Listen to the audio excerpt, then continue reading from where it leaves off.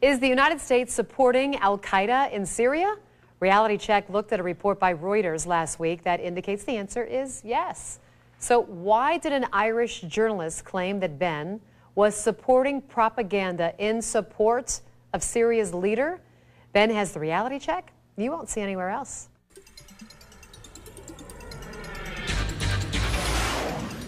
It was Sunday when Anonymous was able to hack the Reuters news service Twitter account. Well, as part of that, they tweeted our reality check based on a Reuters article that the Obama administration is secretly providing support to opposition forces in Syria. Here's a clip from that report. But the big question here that no one is asking, who are these rebels that the U.S. is supporting? Well, buried at the bottom of that Reuters article, quote, recent news reports from the region have suggested that the influence and numbers of Islamist militants, some of them connected to Al-Qaeda or its affiliates, have been growing among Assad's opponents. In response, a pro-opposition reporter from the Irish Times Online, Mary Fitzgerald, called our story pro-Assad propaganda. So is that true? Are we shilling for Assad? Well, maybe we're just shilling for the truth. Fact number one.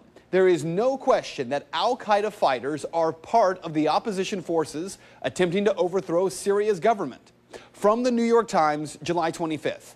One Qaeda operative, a 56-year-old known as Abu Thuha, who lives near Kirkuk in Iraq, spoke to an Iraqi reporter from the New York Times on Tuesday. Quote, we have experience now fighting the Americans and more experience now with the Syrian revolution, he said. Our big hope is to form a Syrian Iraqi Islamic State for all Muslims and then announce our war against Iran and Israel and free Palestine. Well, we already know that much of the opposition in Libya to overthrow Gaddafi were Al-Qaeda fighters. But if we look at history, none of this is anything new. Fact number two, the creation of Al-Qaeda wasn't Islamic fundamentalism. It was the CIA. The Mujahideen was created by the CIA to cause problems for the Soviets. You might say that's crazy talk, right? Here's Secretary of State Hillary Clinton. To be fair, we had helped to create the problem we're now fighting. How? Because when the Soviet Union invaded Afghanistan, we had this brilliant idea that we were going to come to Pakistan and create a force of Mujahideen, equip them with Stinger missiles and everything else to go after the Soviets inside Afghanistan. So it's not a conspiracy theory, it's history. And it's history that's being repeated in Libya and now in Syria. But there is a bigger problem here, one that every American should be questioning. We're fighting Al-Qaeda in Afghanistan, but we're also bombing Al-Qaeda targets in Pakistan and in Yemen. And as we do that, something occurs known as collateral damage. Hundreds of civilians in Yemen have been killed in just the first half of 2012 by U.S. airstrikes aimed at Al-Qaeda fighters. From NPR. In the mid-May strike in Jar, for example, Yemeni officials said 2 militants and 8 civilians were killed. According to residents we spoke with, no militants were killed, but there were 17 to 26 civilian deaths.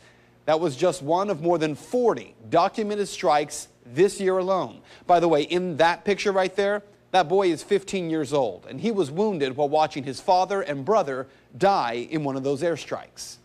So what you need to know tonight is heavy. Our government is bombing sites around the world in an ongoing war with Al-Qaeda. In Iraq, where Al-Qaeda had no presence before the U.S. war, Al-Qaeda is now thriving. The same Al-Qaeda, yes, created by the U.S. government in order to harm the Soviets. And today, at least 13,000 civilians in Afghanistan are dead as a result of that war with Al-Qaeda. So with all respect to Ms. Fitzgerald from the Irish Times, this is not propaganda. Rather, it is the question that every American should be demanding answers on from Congress and from this president. Why are we giving Al-Qaeda fighters money and weapons to overthrow yet another government in the Middle East? Today, our government claims they're freeing the people of Syria. Tomorrow, if history tells us anything, we will be killing and wounding civilians in airstrikes and then referring to them as collateral damage in a war with an enemy who we brought to power. And that is Reality Check. If you'd like to make your voice heard on the story, head over to Ben's Facebook page. Find it by searching Ben Swan.